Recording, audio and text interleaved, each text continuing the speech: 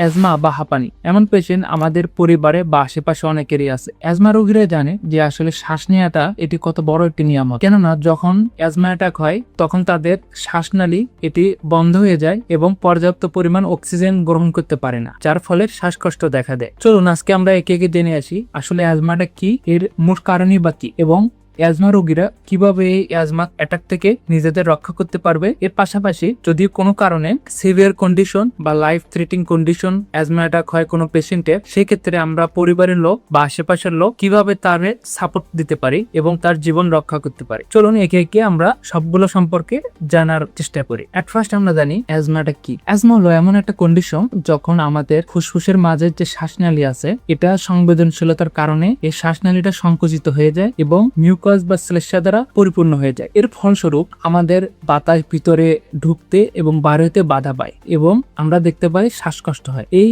অবস্থাটাকে বলা হয় অ্যাজমা। চলুন আমরা তাহলে জেনে আসি আসলে অ্যাজমার কারণটা কি, কি কারণে আসলে এই অ্যাজমাটা হয়ে থাকে। তবে এখন পর্যন্ত গবেষণায় এই অ্যাজমার জন্য দায়ী স্পেসিফিক কোনো এলিমেন্ট খুঁজে পাওয়া যায়নি, যার কারণে বিজ্ঞানীরা জেনেটিক এবং এনভায়রনমেন্টাল ফ্যাক্টর বা পরিবেশগত কারণ এই দুটোর কম্বিনেশনে বলে থাকে যে অ্যাজমা অ্যাটাক হয়ে থাকে। সো জেনেটিক্যালি কি আমরা জানি যে অনেক ডিজিজ আছে যেগুলা এক প্রজন্ম থেকে অন্য প্রজন্ম, যেমন বাবা দাদা থেকে ভবিষ্যৎ প্রজন্মতে যাইতে পারে জিনের মাধ্যমে। এই রোগগুলোকে জেনেটিক ডিজিজ বলা হয়। অ্যাজমা এর ভিতরে একটি অন্যতম ডিজিজ যা জিনের মাধ্যমে যাইতে পারে এক প্রজন্ম থেকে অন্য প্রজন্মে। যার কারণে আমরা যদি ফ্যামিলি হিস্টোরি দেখি যে কোনো ফ্যামিলিতে যদি অ্যাজমা রোগী থাকে তার বাবা দাদা বা নানা নানি তাদেরও অ্যাজমা থাকার পসিবিলিটি থাকে। এরপরে এনভায়রনমেন্টাল বা পরিবেশগত যে ফ্যাক্টর গুলো দেখবো, এগুলোর ভিতরে যে অন্যতম দায়ী এটা হলো ধুলাবালি। যেমন বাসার বাড়ির পুরাতন ধুলাবালি বা আসবাবপত্রের সাথে লেগে থাকা ধুলাবালি, এছাড়াও বাহিরের যে ধুলাবালি, এগুলো সবই অ্যাজমা অ্যাটাক ঘটাইতে পারে। এর পাশাপাশি যানবাহনের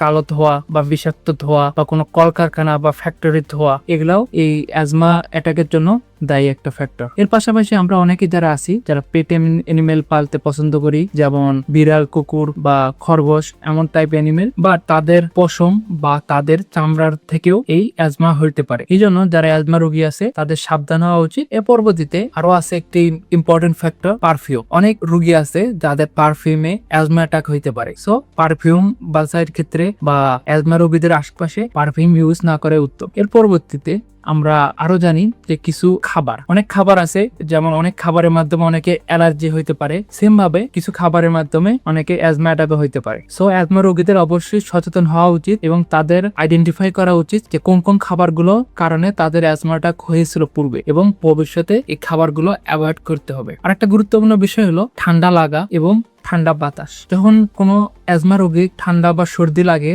এবং ঠান্ডা বাতাস তার শ্বাসনালীতে প্রবেশ করে, এই সময় তার অ্যাজমা অ্যাটাকের প্রবণতা আরো বেড়ে যায়। চলুন আমরা জেনে আসি যে কোন কোন সিমটম বা কোন কোন লক্ষণ থেকে বুঝবো যে রোগীটি অ্যাজমায় আক্রান্ত বা অ্যাজমা অ্যাটাক হয়েছে। এটা যে ফার্স্ট লক্ষণ, এটি হলো শ্বাসকষ্ট। অ্যাজমা রোগীদের শ্বাস নিতে অনেক কষ্ট হয় এবং তাদের বুক ধরপড় করে এবং বুকের ওপর কিছুটা ভার হয়ে আসে, কিছুটা চাপ দেওয়ার মতন অবস্থা। এর পরবর্তীতে দেখা যায় যে তাদের শ্বাস নেওয়ার সময় শব্দ হয়, যেটা শব্দ কিছুটা বাসি শব্দের মতন। দেন আরো কিছু সিমটম দেখা যায়, যেমন মাথা ব্যথা এবং কাশির সাথে অনেক সময় শ্লেষ্মা বা কফ আসে এবং রাতে কিছু কিছু অংশে কাশি হয় বা সেটা শুকনো কাশি হয়ে থাকে। এরপর চলুন আমরা জানি অ্যাজমা ট্রিটমেন্ট বা চিকিৎসা সম্পর্কে। অ্যাজমা চিকিৎসার যে মূল লক্ষ্য, এটি হলো আপনার যে শ্বাসনালী আছে এটি ডায়ালেট করা বা প্রসারিত করা, এবং এই ডায়ালেশনের যে মূল কাজ এটি করে থাকে আমাদের ইনহেলার। সো অ্যাজমা রোগীদের ডাক্তারের পরামর্শ অনুযায়ী একটি নির্দিষ্ট ইনহেলার ইউজ করা উচিত, যেখানে সালবিউটামল টাইপ মেডিসিন থাকবে। ইনহেলার ইউজের সঠিক মাধ্যম হলো অ্যাজমা অ্যাটাকের সময় প্রতি মিনিটে